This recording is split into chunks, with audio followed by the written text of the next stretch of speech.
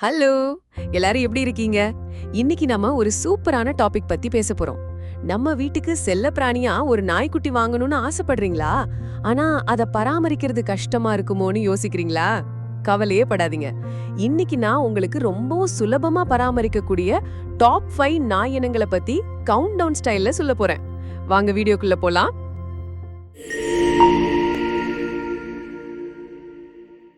5வது நம்பர்ல இருக்கிறது சுருக்கமான மூஞ்சியும் கொரட்ட சத்தமும் கொண்ட நாய் தான் பக். இதுங்களுக்கு தினமும் ஒரு குட்டி நட போதும். அதிக உடற்பயிற்சி தேவையில்ல. இதோட முடி ரொம்ப குட்டையா இருக்கிறதால பராமரிப்பு ரொம்பவே ஈஸி. இதுங்க ரொம்ப பாசமானதும் ஜாலியானதும், எப்பவும் உங்க கூடவே இருக்க ஆசைப்படும். இதோட மூஞ்சில இருக்கிற சுருக்கங்களை சுத்தம் பண்றது ரொம்ப முக்கியம், இல்லனா ஸ்கின் இன்ஃபெக்ஷன் வரலாம். 4வது நம்பர்ல இருக்கிறது குறைக்காத நாய்னு சொல்ற பசஞ்சி. இதுங்களுக்கு ஓடி விளையாட பிடிக்கும். ஒரு நாளைக்கு கொஞ்ச நேரம் ஓட விட்டா போதும். இதோட முடி குட்டையா இருக்கிறதால பராமரிப்பு ரொம்ப சுலபம். முடி உதிர்வும் கம்மி. இதுங்க ரொம்ப சுத்தமான நாய்ங்க. பூனை மாதிரி தன்னைத்தானே சுத்தம் செஞ்சுக்கும். ஆனா இதுங்க கொஞ்சம் பிடிவாதமா இருக்கும். அதனால சின்ன வயசுல இருந்தே பயிற்சி கொடுக்கணும். 3வது நம்பர்ல நம்ம பார்க்க போறது நீண்ட உடலும் குட்டையான காலும் கொண்ட டேஷ் ஹண்ட்.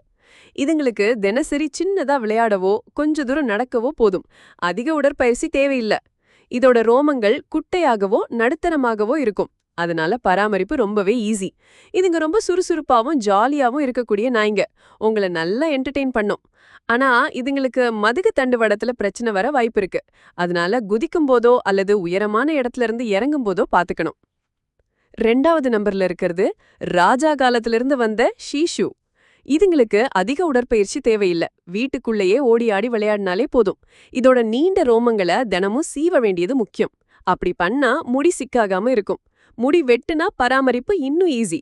இதுங்க ரொம்ப பிரியமான அமைதியான சுபாவம் கொண்டவை. குழந்தைங்களுக்கு ரொம்ப பிடிக்கும். இதோட கண்ணு பராமரிப்புல கொஞ்சம் கவனம் தேவை.